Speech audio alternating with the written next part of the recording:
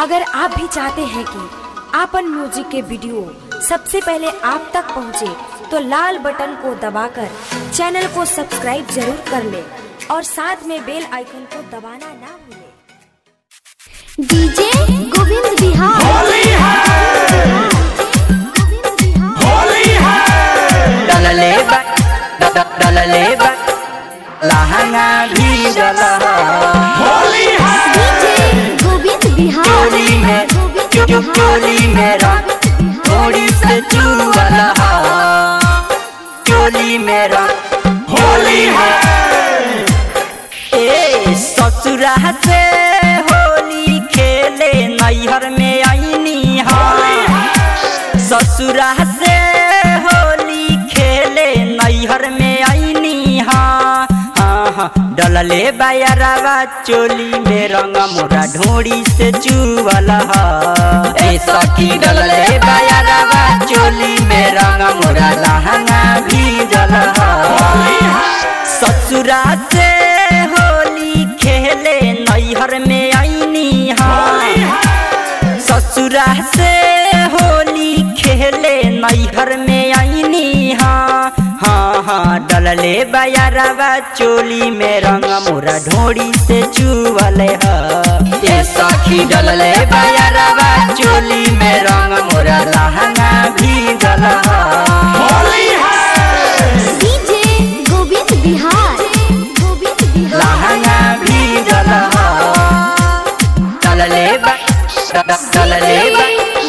चोली मेरा चोली में का हम कहीं रे सखी अरवा के अपना खेला रंगल बैले बावे गाल के मिसी मिसी मोरा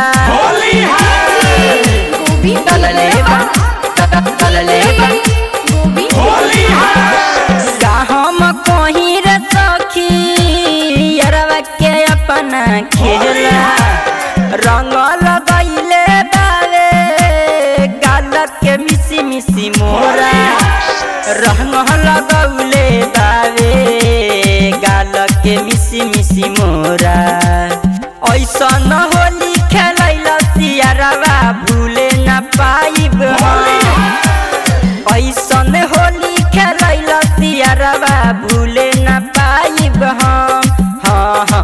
डलले बायरवा चोली में रंग मोरा ढोड़ी से चुवले ए सखी। डलले बायरवा चोली में रंग मोरा लहंगा भी जला होली है। डीजे गोविंद बिहार चोली में चोली में थोड़ी से चुवला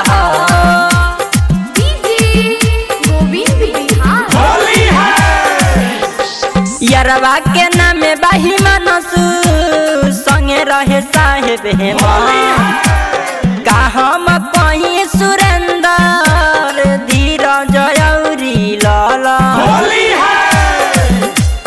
चोली में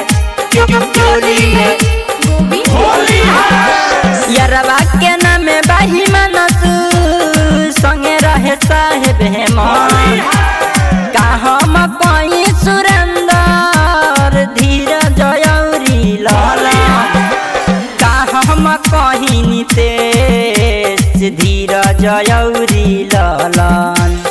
लहंगा में धूरा जोकले शुभम आवते रही जा ए सखी। लहंगा में धूरा जोकले शुभम आवते रही जा डलले बायरवा चोली में रंग मोरा ढोड़ी से चुवले ए सखी। डलले बायरवा चोली में रंग मोरा लहंगा भी जला।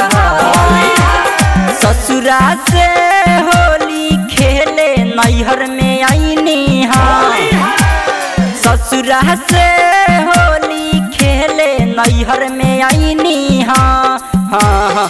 डलले बायरवा चोली में रंग मोरा ढोड़ी से चुवले ए सखी। डलले बायरवा चोली में रंग मोरा लहंगा भी जले